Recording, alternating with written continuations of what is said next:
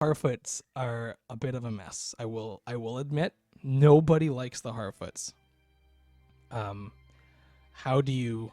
And I did at the beginning, but then it just kind of got silly. Well, yeah, because it went from being lovable hobbit-like creatures to what are very sinister creatures that care.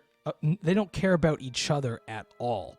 They use each other for survival, but at the slightest inconvenience, they will straight up murder you and then pretend that you just got quote unquote left behind. Like, it's the most ridiculous society I've ever I was laughing. seen. Your video of The comparing it to I think you should leave is so funny because Yeah. I actually didn't catch that. That's I didn't catch literally that. what I thought of. don't in memoriams don't usually include how they died. They're old. They're not babies anymore, you idiots.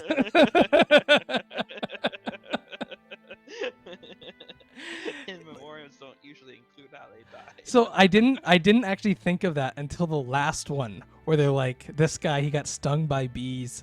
You know, we loved him, but he was an idiot. And like, whoa, this guy died, and you're making fun of him like that. And meanwhile, you literally said that, like, what's her name's family died in like a avalanche, or like they got frozen in snow. I'm like, this is brutal. Like, you left them up on a mountain to die. We took their wheels.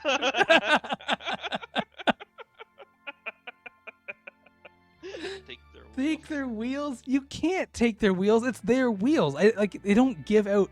So based on that line, it almost seems like the wheels are owned by the caravan itself as like a governing body. And at any moment it can take back the wheels. I thought they just built their own wheels. Like, every Harfoot family just built their own little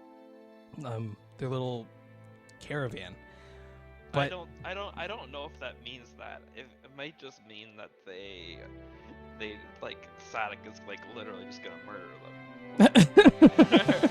Take their wheels. The thing is, they don't even say take their wheels 2 episodes ago. 2 episodes ago, what they said was they are not allowed to travel with the caravan. They're banished. But then they said they could travel. They never mentioned wheels. And now it's like, I knew we should have taken their wheels. It's like, wait a minute. You didn't even say that. You just said banish them. Did you mean take their wheels as banishment? Like, you didn't... Like, this is what I mean with the some of the dialogue. It's not world building, because I don't know what take their wheels mean based on previous understood dialogue of how they handle kind of policing their society. So the Harfoots are just so confusing to figure out. And also, they talk a little bit about where they go.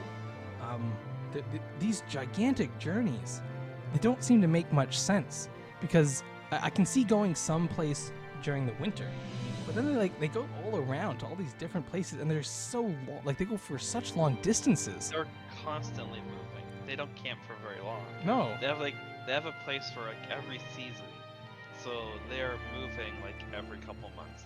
They're moving. Yeah, and they're probably moving even earlier than that, because it takes them a while. So they're probably like there for like, I don't know, a couple weeks, and then they're just traveling for months at a time to get to a certain point by like the equinox or something. And then they stay there for a week. Then they move. Like, that's just brutal. What a crazy lifestyle. Yeah, like the place they originally were. Yeah, I feel like you could have hung out there for a while. Yeah. And like, do you look at this terrain they're going through? So they go through this gigantic open plain of like just flatland swampiness. Then they get to this like creepy forest, and like, there's got to be a different way, right? And how did the other Harfoots get trapped in an avalanche? Like, do you guys go up a mountain? They did bring that up though, because I think they didn't want to go through the forest, but the other way was like blocked or something. Oh, that's right. Okay, so yeah, so they would normally go on the mountain, but they couldn't this time. So they're going through the creepy warg-infested forest. Yeah, they didn't want to go there. So they basically have to decide every year, do they risk it with the wargs, or do they risk it with the mountain, the snowy mountain? Either way, you're carrying these freaking, like, these caravans with you. It's brutal. Like, like, it's insane. And if you get injured, like anyone gets a little bit injured, you're screwed. Unless you have a large enough family that can pick up your slack, you're done for. Except Poppy, she can, for some reason, carry her whole caravan. Again. So her whole family dies, and I just would assume someone would adopt her and let her live in their caravan. But instead, they let her keep going as long as she can keep up, and that means building her own little caravan and carrying it by herself. Meanwhile, Nori's family doesn't help her; she has to carry on her own. But then Poppy comes back to help Nori's family. Like, Poppy is like the best Harfoot so far, and I like Nori. Nori definitely does have a little bit of that spark of adventurous hobbits that like that Merry and Pippin have a little bit of it. Frodo gets it eventually.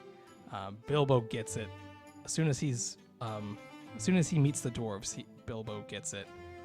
So I do like that aspect of Nori, but Poppy's the only character in this Harfoot community that seems to like genuinely want to help people. Mm-hmm. Nori just wants to leave, right? Nori just wants out of this lifestyle, but Poppy's like trying to help. I just feel bad for her. But yeah, what a crazy collection of characters. And honestly, I don't think like the Harfoots really aren't needed. Like I know I liked it too at first, but I'm trying to wonder why did they include them?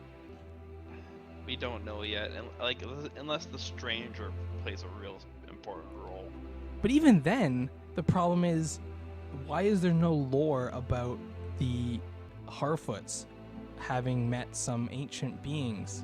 Like maybe there is, maybe we just haven't heard of it, but like the problem is we've already seen and read The Lord of the Rings and The Hobbit, and so if I were writing a show like this, it's okay to make changes, but you still want it to be in keeping with the societies that we've seen, and you would think that the Hobbits would have some stories about their ancestors encountering some really powerful magical being.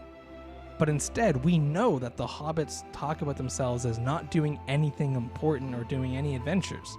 So the stories, it's kind of weird if the Harfoots do play a role, that the hobbits then also say that hobbits don't do adventures. So it just, because of that disconnect, like really these Harfoots cannot be that impactful here.